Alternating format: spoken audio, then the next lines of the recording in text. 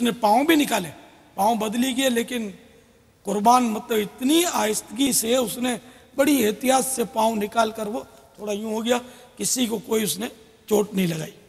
میں وہیں اپنی جگہ پہ بیٹھا رہا۔ آخر کار اس کے ذبح کا وقت آیا۔ یہ اس کا جیتے جی وزن میرا خیال ہے، اب اندازہ نہیں ہے، کوئی شاید ہوگا 8-10 من ہو تو تعجب نہیں ہے، بہت ہیوی تھا۔ اب اس کو گرا دیا، اور گرایا غلط، گوشت فروش نے، قصاب نے، تو غلط سمت گر گیا۔ اب میں پریشان، اب انہوں نے بولا ہم اس کو گھسیٹ کے کر دیتے ہیں کہ ارے میں نے کہا نہیں تم گھسیٹو گے اس کو، میں گھسیٹنے تو نہیں دوں گا، آؤ اس کو اٹھاتے ہیں۔ اب یہ اٹھانا تو تصور میں ہی نہیں ہے، اتنا ہیوی جانور، ٹانگیں بند گئی تھی اس کی، اٹھنا تو اس کا ظاہر ہے کہ وہ عام طور پر کوئی بھی نہیں اٹھاتا اتنے بڑے جانور کو، میں نہیں اپنے اس کو اٹھاتے۔ تو میں نے بھی پکڑا، اور بعض 2-4 اور بھی اسلامی بھائیوں نے اس کو پکڑا، یہ بولتا ہے تو اٹھا لیتے ہیں اس کو۔ ہم نے اٹھایا تو مبالغہ کروں کیا کہوں، جیسے روئی کا وہ گٹھڑ ہوتا ہے اس طرح اٹھ گیا، یہ اٹھ گیا، اور ہمیں جس رخ کرنا تھا اس رخ ہم نے اٹھا کر، اس کو گھسیٹا نہیں، اٹھا کر یوں رکھ دیا اس کو۔ اچھا، پھر اس کو الحمدللہ ذبح کرنے کی میں نے سعادت حاصل کی، اس کو ذبح کیا سرکار کے نام پر صلی اللہ تعالیٰ علیہ وآلہ وسلم، مگر وہی بسم اللہ اللہ اکبر تو انڈرسٹوڈ ہے پڑھ کر، لیکن وہ تھا سرکار کی طرف منسوب، تو نہ وہ زیادہ کوئی اس نے کوئی تڑپا یا کچھ ایسا، نے کوئی بھی ایسا کام نہیں کیا جس سے ہمیں تکلیف ہو، بہت آسانی سے وہ ذبح ہو گیا۔ اور اس کا سر یوں آنکھیں کھول کے، پھر تو اپنے کو یوں لگے نا کہ اپنے کو ہی دیکھ رہا ہے، مجھے ہی دیکھ رہا تھا جیسے آنکھیں کٹنے کے بعد۔ تو ایک نے وہ گرے لگائی، اسلامی بھائی نے بولا تم کو شکریہ کی نظر سے دیکھ رہا ہے کہ تمہارا شکریہ کہ تم نے مجھے بارگاہ رسالت میں پیش کیا ہے، سرکار کے نام پر نذر کیا ہے۔ اور ایک اسلامی بھائی نے یہ بتایا کہ میں نے جب،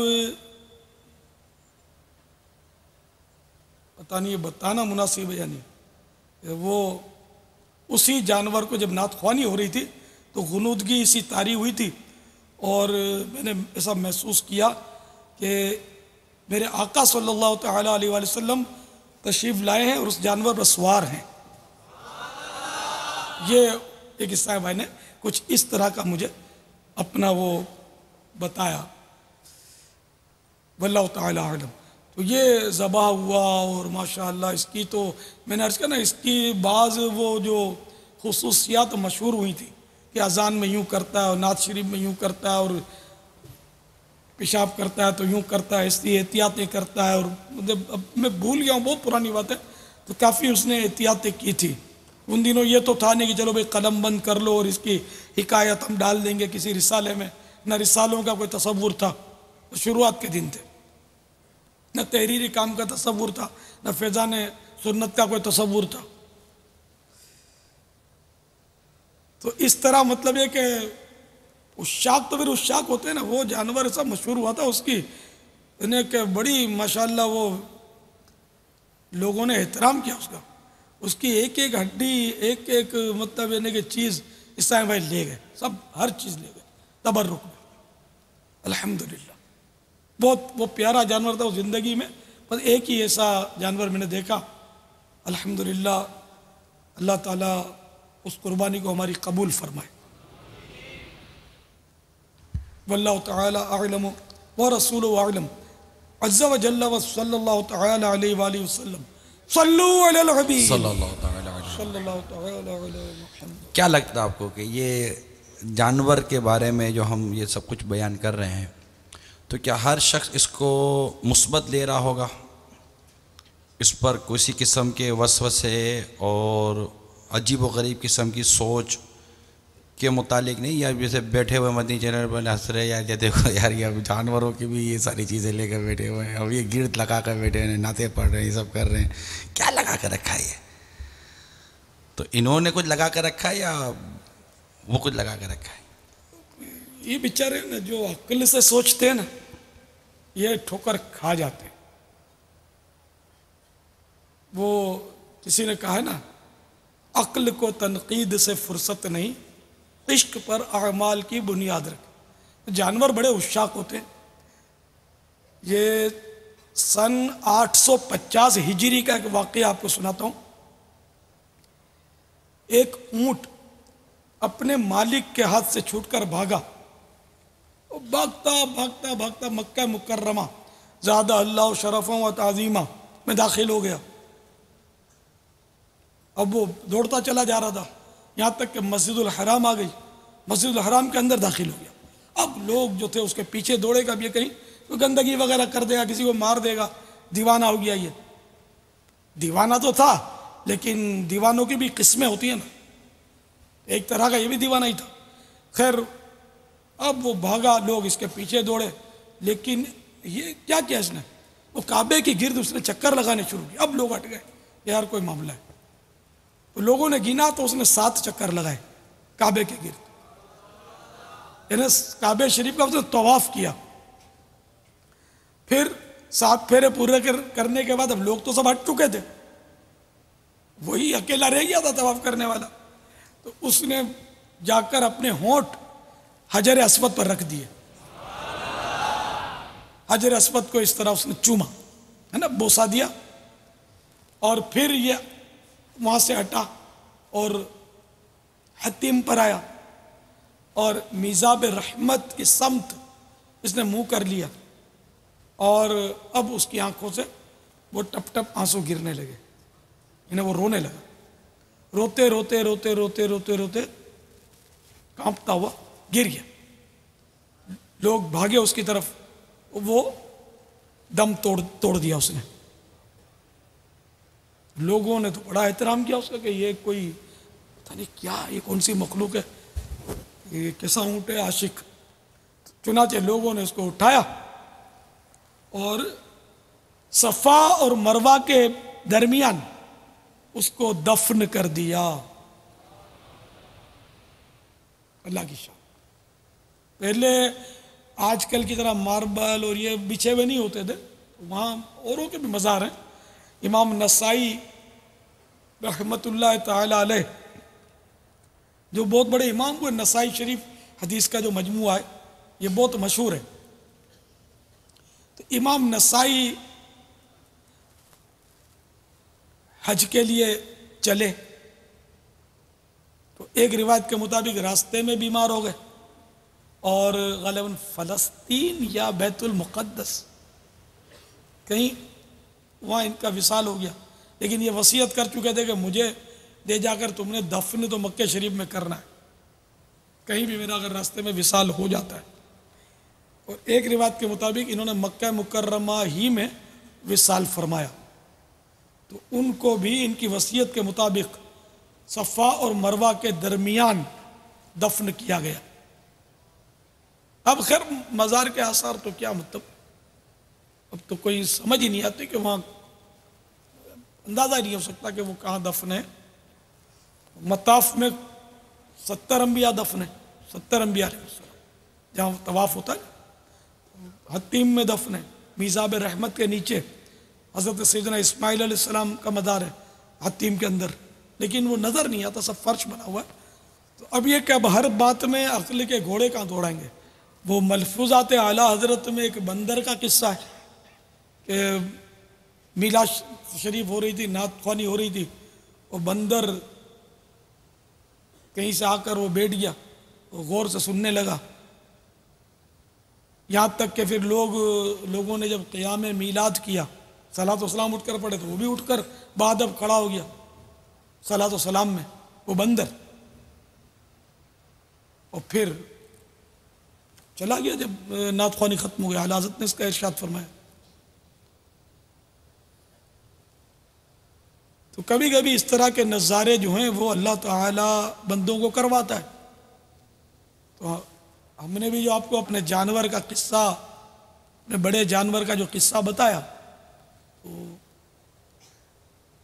اس میں کیا تعجب ہے، ایک سے ایک حساب کتاب ہوتا ہے، جانوروں کے چمڑوں پر لکھا ہوتا ہے اللہ لکھا ہوتا ہے، آپ نے دیکھا ہوگا، میں نے بھی دیکھا ہے۔ محمد لکھا ہوتا ہے. تو اللہ کی شان. ایک انٹرنیٹ پر آج صبح اسلامی بھائی نے مجھے ایک آنکھ دکھائی، انسانی آنکھ کسی کی، وہ لارج کر کے اس پہ بالکل واضح آنکھ کی پتلی پر محمد لکھا ہوا ہے. کسی نے ان کو وہ میل کی اسلامی بھائی کو، دوسرے نے. اللہ کی شان. اس میں کیا یار، عقل کے گھوڑے دوڑانے تھے. سانپوں کے واقعات ہیں، سانپوں نے آ کے طواف کیے کعبے کے. اب وہ سانپ نہیں ہوتے ہوں گے، جن ہوتے ہوں گے سانپ کے روپ میں. اس لیے وہ اس طرح کے واقعات جو ہے نا، ہم اللہ تعالیٰ کی قدرت پر نظر ڈالیں کہ اللہ تعالیٰ قادر ہے یا نہیں ہے. یقیناً ہمارا سب رواں پکارے گا کہ وہ قادر، تو وہ جو چاہے کرے.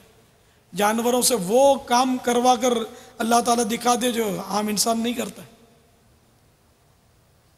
وہ جانور بعض اوقات انسان سے بھی بہت اچھے کارنامے کر گزرتا ہے. سیدنا عثمان حیری رضی اللہ تعالیٰ عنہ، یہ ایک عام سے نوجوان تھے، مالدار گھرانے کے تھے. تو ریشمی چادر اوڑھ کر، حالانکہ ریشم مرد کو حرام ہے لیکن اس وقت یہ تو عام سے تھے نا، اور ریشمی چادر اوڑھ کر مکتب جا رہے تھے پڑھنے کے لیے کہ ایک زخمی گدھا دیکھا جس کی پیٹھ زخمی تھی، اور کوے اس پر جھپٹتے تھے، ٹھونگے مارتے تھے، اور بیچارہ گدھا جو تھا ادھر سے ادھر بے قرار ہو کر بھاگتا تھا. تو آپ نے اپنی ریشمی چادر، رحم آیا، اپنی ریشمی چادر اس کی پیٹھ پر اڑا دی. گدھا پرسکون ہو گیا، اور اس نے منہ اٹھا کر نہ جانے کیا دعا دی سیدنا عثمان حیری رضی اللہ تعالیٰ عنہ کو کہ ان کے اندر کی دنیا زیر و زبر ہو گئی، دل میں مدنی انقلاب برپا ہو گیا، اور بہت بڑے آسمان ولایت کے آفتاب بن کر ابھرے. اپنے حلقے میں وہ جو اہل علم جو ہوتے ہیں ان کے حلقے میں بہت مشہور ہے سیدنا عثمان حیری. اب جانور بھی کیا دعا دیتا ہے، جانور کی حس تو ہوتی ہے نا.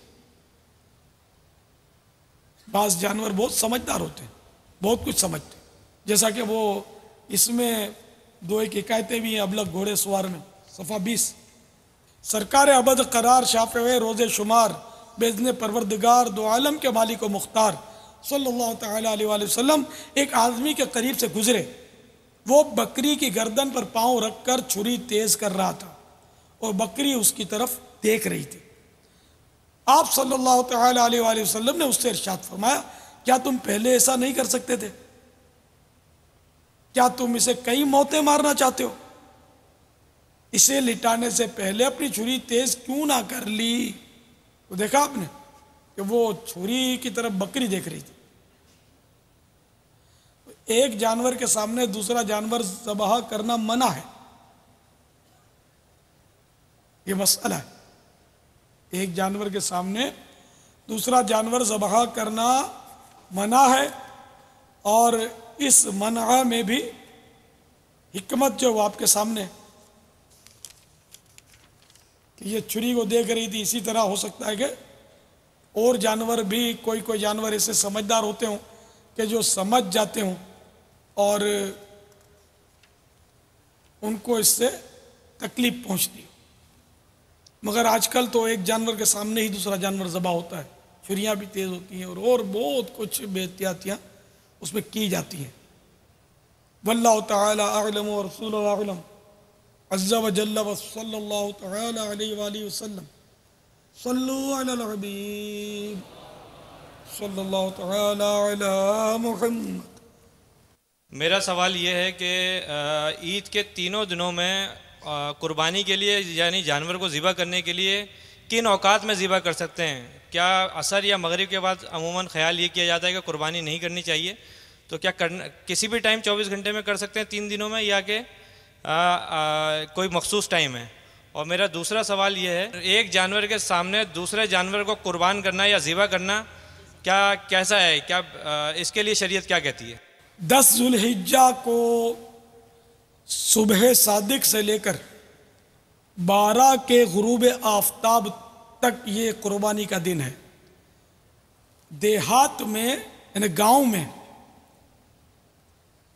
تو صبح صادق کے بعد یعنی عید کے دن قربانی کی جا سکتی ہے۔ البتہ شہر میں جب پورے شہر میں کسی بھی جگہ پہلی عید کی نماز کا سلام پھرا تو اب قربانی وہاں شہر میں بھی کی جا سکتی ہے۔ تو رات میں بھی کی جا سکتی ہے، دن میں بھی کی جا سکتی ہے، عصر میں بھی کی جا سکتی ہے، مغرب میں بھی کی جا سکتی ہے۔ کوئی وقت اس میں ایسا نہیں کہ جس میں قربانی نہ کی جا سکے۔ غروب آفتاب سے پہلے 12 کی غروب آفتاب سے پہلے چھری پھر جائے، کیونکہ غروب آفتاب سے جیسے سورج ڈوبے گا قربانی کا وقت ہی ختم ہو جائے گا 12 کا۔ رات میں قربانی کو مکروہ لکھا ہے، اس کی وجہ یہ ہے کہ اندھیرے میں پتہ نہیں چلے گا کتنی رگیں کٹی۔ تو اگر معقول روشنی کا انتظام ہو تو اب رات کے وقت قربانی مکروہ نہ رہے گی، اور اس کا تعلق قربانی سے بھی نہیں ہے۔ رات کو ذبح کرنے کا تعلق قربانی سے نہیں بلکہ ذبح سے ہے، کہ کبھی بھی جانور رات کو ذبح کرنا یہ مکروہ ہے۔ اگر روشنی کا معقول انتظام ہو تو اب کراہیت نہیں، اب مکروہ نہیں، اور ایک جانور کے سامنے دوسرا جانور ذبح کرنا منع ہے۔ واللہ تعالی اعلم ورسولہ اعلم عز وجل وصلی اللہ تعالی علیہ وآلہ وسلم۔ صلو علی الحبیب صلی اللہ تعالی علی محمد۔ بابا وہ قربانی کے جانور لینے جاتے ہیں، آنا ہے، اب چونکہ ریاکاری کا تعلق عبادت سے ہے اور یہ بھی ایک ہماری عبادت ہے قربانی، کچھ اس متعلق مطلب پھول بتائیے کہ قربانی کرنے والے پر کون کون سی ریاکاری کے حملے متوقع ہیں اور اس کو کیسے بچنا چاہیے؟ بعض لوگ قربانی واجب نہیں ہوتی۔ ایک بہت بڑے مالدار آدمی نے مجھے بتایا، تو دوست تھا میرا، کہ ہم لوگ قربانی کرتے ہیں لیکن ہم اتنے مقروض ہیں کہ قربانی ہم پر واجب ہی نہیں ہے، مگر ہم کو قربانی کرنی پڑتی ہے لوگوں کی خاطر۔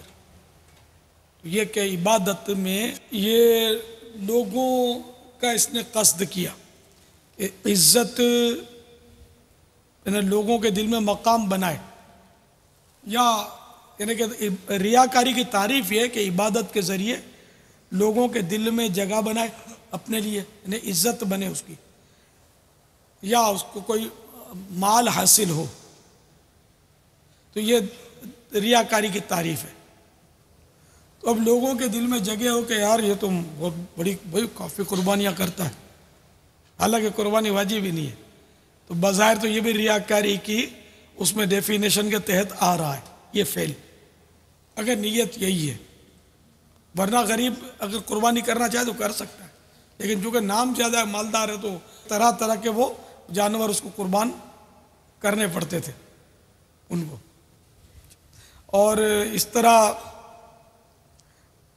عمدہ جانور کی حیثیت نہیں ہے، جی بھی نہیں چاہتا لینے کو، اتنا خرچہ ہو جائے گا، لیکن اب ایک بار کر دیا نا تو ہر بار کرنا پڑتا ہے، ورنہ لوگ بولیں گے اب یار یہ کنجوس ہو گیا، یا یہ کہ وہ بس اپنی واہ کو باقی رکھنے کے لیے، کہ لوگوں کے شر سے بچنے کے لیے اگر وہ قربانی کرتا ہے تہمت سے بچنے کے لیے عمدہ، تب تو وہ گنجائش ہو جائے گی، بلکہ اچھی نیت پر ثواب پائے گا، ریاکاری سے نکل جائے گا۔ لیکن مقصود اگر ریاکاری ہو کہ لوگ تعریف کریں کہ یار یہ ہر سال سب سے عمدہ یا بہترین جانور کی قربانی کرتا ہے، یہ بعض لوگ آپ نے دیکھے ہوں گے کہ ایک ہی طرح کے جانور کی قربانی کریں گے، وہ گینی کی قربانی کرتا ہے تو وہ گینی ہی کرے گا، گینی ایک قسم ہے بڑے جانور کی۔ کوئی اگر بکرا کرتا ہے عمدہ، وہ قداور بکرا، تو اس نے ہر سال بکرا ہی کرنا ہے، اسی طرح کا قداور۔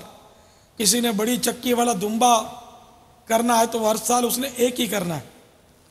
اچھا اگر اس میں یہ نیت ہے کہ لوگ مطلب ہے کہ اس کی واہ واہ کریں کہ یار یہ بہت دلیر ہے، اس کے بعد پیسے ہوں نہ ہوں، حالانکہ اس کا کاروبار بھی ٹوٹ گیا، بیچ میں نقصان ہو گیا، پھر بھی یار وہ ایسی قربانی کی یار اس نے، تو اگر واہ واہ کی خواہش ہے تو ظاہر ہے کہ اور اس لیے کر رہا ہے کہ لوگوں میں عزت بنے، تو یہ ریاکاری ہے۔ بڑا خوبصورت جانور لاتے ہیں، لوگ دیکھنے جمع ہوتے ہیں، بڑی یعنی کہ خوشی حاصل ہوتی ہے آدمی کو، سب پوچھتے ہیں کتنے کا لیا کتنے کا لیا، تو بعض اوقات اس کو الگ دام بتائیں گے اس کو الگ دام بتائیں گے، تو وہ طرح طرح کا لگا رہتا ہے. پھر لوگ قیاس آرائیاں کرتے ہیں، بعض لوگ بول دیتے ہیں یہ کیرا ہے، کوئی کچھ بول دیتا ہے، کچھ بول دیتا ہے، کوئی بولتا ہے تو خصی ہے، خصی کی قربانی نہیں ہوتی. اپنی طرف سے معاذ اللہ وہ فتوے بھی جاڑتے رہتے ہیں. تو طرح طرح کی باتیں لوگ کرتے ہیں، وہ قیاس آرائیاں کرتے ہیں. تو بہرحال یہ کہ عمدہ جانور ضرور لے، لیکن یہ کہ لوگوں میں اگر اس کو ظاہر کرتا ہے اور ریاکاری کے حملے ہوتے ہیں تو پھر یہ بھی ہو سکتا ہے کہ چھپا کے رکھے، اور یہ ہو نہیں سکتا اپنے سے کہ اپنے چھپا کے رکھیں. قربانی کا جو بھی جانور ہے وہ چوراہے پر بندھے گا اور ہر آدمی اس کو دیکھے گا. خوب نمائش ہوتی ہے، پھر بچے خوب دوڑا دوڑا کر بیچاروں کو جانوروں کو تھکا دیتے ہوں گے، پھر مارتے بھی بیچاروں کو. تو طرح طرح کے حساب کتاب ہوتے ہیں. تو ریاکاری سے بچنا چاہیے. بڑا چڑھا کر قیمت بیان کرنا کہ لوگ دلیر بولیں، سخی بولیں، دل والا بولیں، ہمارے دل والا بڑا دل والا ہے. تو یہ حرکتیں نہیں کرنی چاہیے. اللہ کی رضا کے لیے وہ عمدہ جانور ہو، اور اگر ریاکاری کا خوف ہے تو چھپا کر رکھے اس کو، نمائش نہ کرے اس کو. اور اگر ریاکاری کی نیت نہیں ہے تو لوگ دیکھ رہے ہیں اس طرح باندھ دیا تو کوئی حرج نہیں ہے، جبکہ اور کوئی وجہ ممانعت نہ ہو. واللہ تعالی اعلم ورسولہ اعلم عز وجل وصلی اللہ تعالی علیہ وآلہ وسلم. صلو علی الحبیب صلی اللہ تعالی صلی اللہ تعالی علی محمد. کون مانے گا؟ یہ قیمت بتا رہا ہوں، جانور بتا رہا ہوں، یہ سب جو کچھ میں کر رہا ہوں یہ میں ریاکاری کے لیے کر رہا ہوں. کوئی ایسی علامت کہ اچھا ٹھیک ہے آپ میں ریاکاری نہیں ہے، تو یہ کیوں پھر آپ کے دل میں بات پیدا ہوئی؟ یہ خواہش کیوں دل میں پیدا ہوئی؟ کوئی اس طرح کی علامتیں آپ کے ذہن میں آتی ہیں تاکہ مطلب ہم جیسے لوگوں کے لیے کچھ علامتیں ظاہر ہوتی ہیں نا تو پاپا تو اس بیماری کا یقین ہو جاتا ہے کہ ہاں یار واقعی یہ بیماری ہے، ورنہ یہ علامت کیوں ظاہر ہوتی؟ یہ علامت یہی تو ہے نا کہ جی چاہتا ہے کہ سب دیکھیں، لوگ اس کا دام پوچھیں کتنے کا لیا، ہو بہت قیمتی جانور آپ تو لے آئے، مہنگا لے آئے، یہ سننا پسند نہیں کرے گا آدمی. کیونکہ جو مہنگا اٹھا لاتا اس کو لوگ بیوقوف بولتے ہیں کہ تیرے کو ٹھگ لیا، اتنا مہنگا اٹھا لایا. تو اگر وہ ٹھگا گیا نا تو پھر وہ دام نہیں بتائے گا.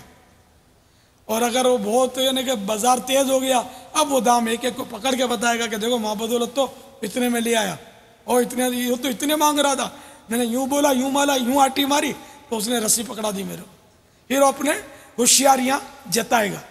تو یہ ساری باتیں جو ہیں یہ بہت غلط ہیں.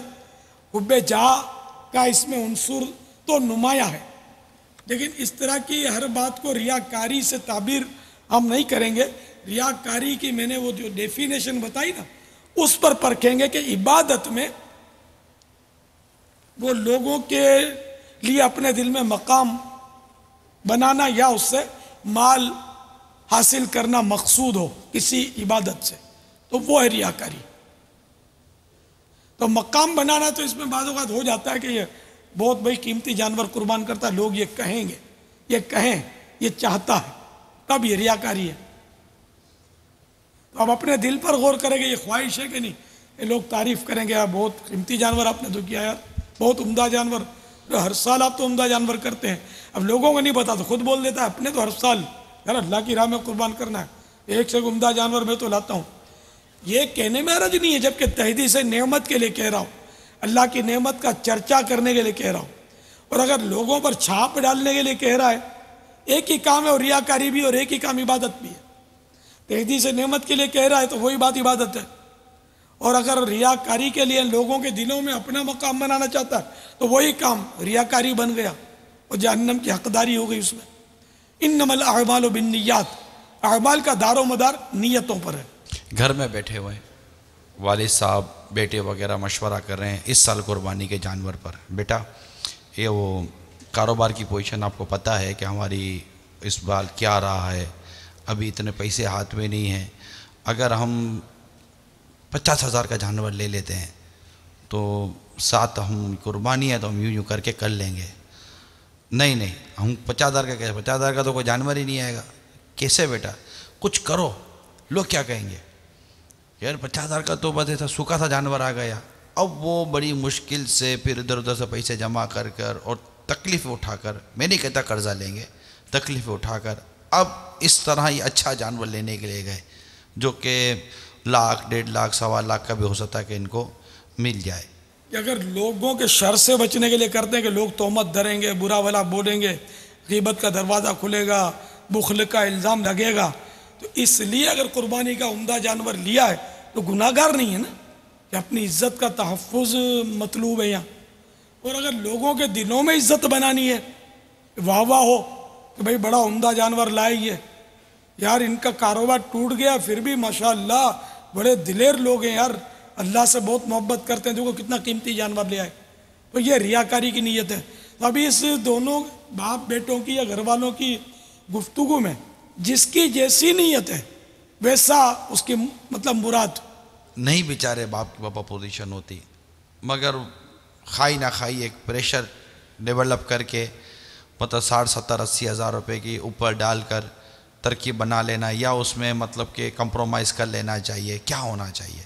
اب یہ پریشر ہے یا ناز و انداز ہے؟ جی ہاں صحیح کہہ رہے ہیں. ہے نا کہ اللہ کی راہ میں قربانی کرنی ہے، ابو اب اتنی کنجوسی بھی نہ کریں، اللہ کی راہ میں دل کھول کر قربان کر دیں، انشاءاللہ ہم کو مزید برکت ملے گی. عموماً یہ ہوتا ہے کہ ہماری عمر کے جو میری عمر کے جو لوگ ہوتے ہیں بڈھے بڈھے، یہ عموماً سب نہیں ہیں، عموماً ذرا وہ کر کسر زیادہ کرتے ہیں.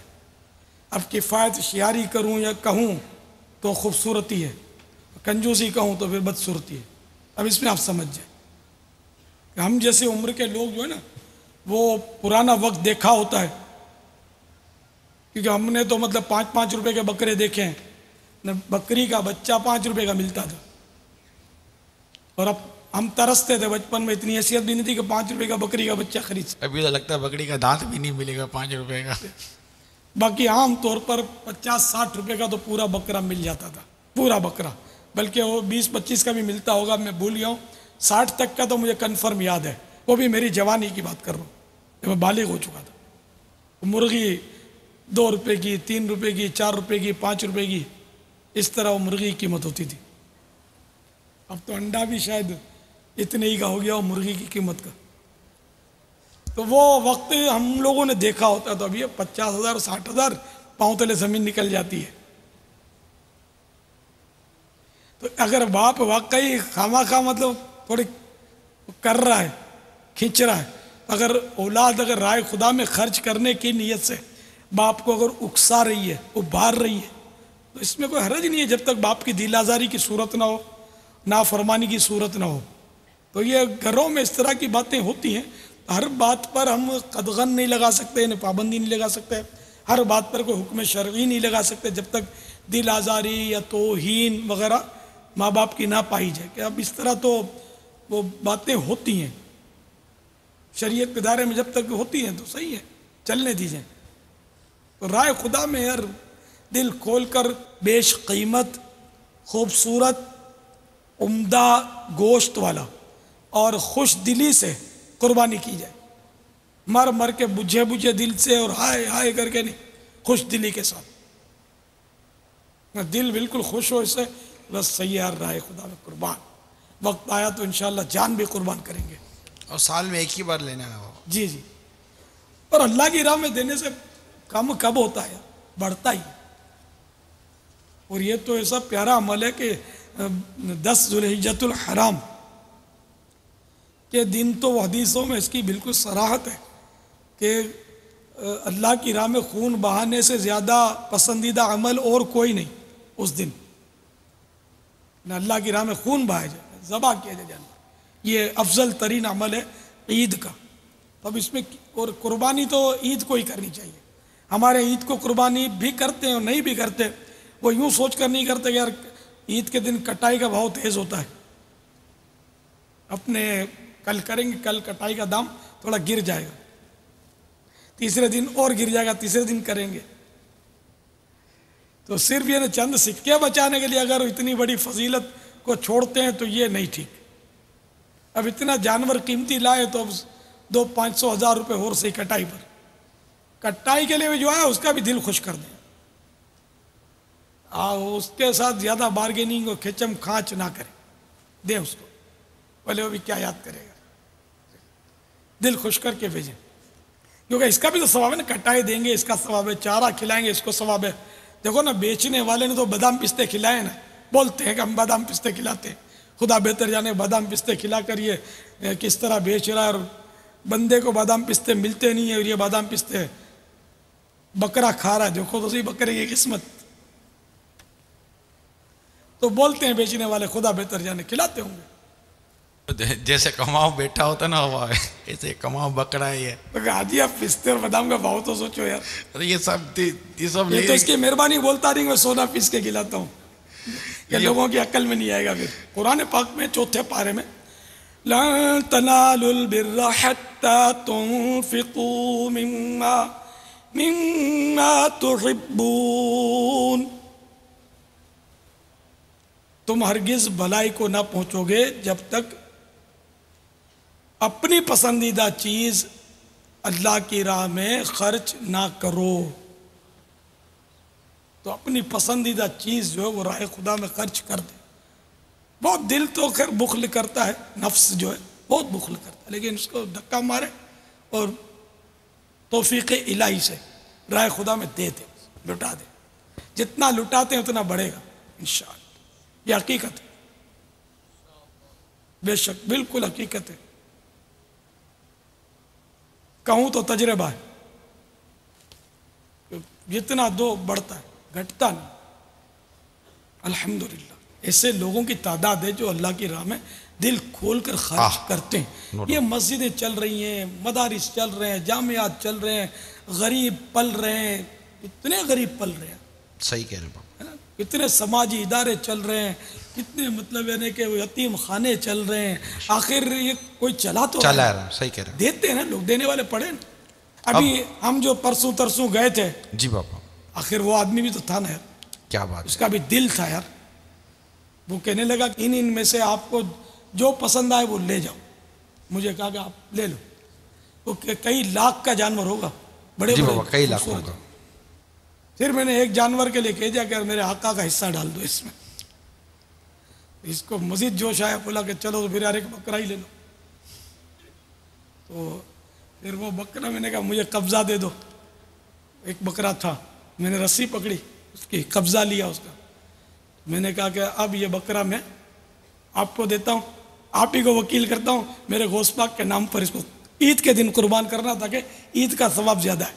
یہ اس کو مسئلہ بھی سمجھا دیا، نیکی کی دعوت دے دی کہ عید کا ثواب زیادہ ہے، میرے غوث پاک کی بارگاہ میں عید کو اس کو ہم پیش کرتے ہیں۔ اب ہم کسی پر حکم تو لگانے سے رہے کہ یہ خرچ کیا تو اس کی معاذ اللہ یہ نیت تھی، یہ نیت تھی، یہ نیت تھی، ہم اس نے زنی رکھیں گے مسلمانوں کے لیے، اچھی نیت ہوگی۔ پیسوں کا جو ہے نا، پیسوں کے بغیر وہ نظام چل نہیں سکتا۔ پیسوں کی حاجت ہے نا کہ درہم و دینار سے دین کا کام ہوگا، ایک وقت آئے گا تو اب انہیں دولت سے کام ہوگا، پیسوں سے۔ تو یہ اتنے ادارے چل رہے ہیں، دینی ادارے، سماجی ادارے، آخر وہ پیسوں سے ہی چل رہے ہیں، تو لوگ دیتے ہیں جبھی تو چلتا ہے۔ الحمدللہ تو اللہ کے بندے ایک سے ایک پڑے ہیں جو مطلب وہ اٹھا کر دے دیتے ہیں، کروڑوں روپے دے دیتے ہیں۔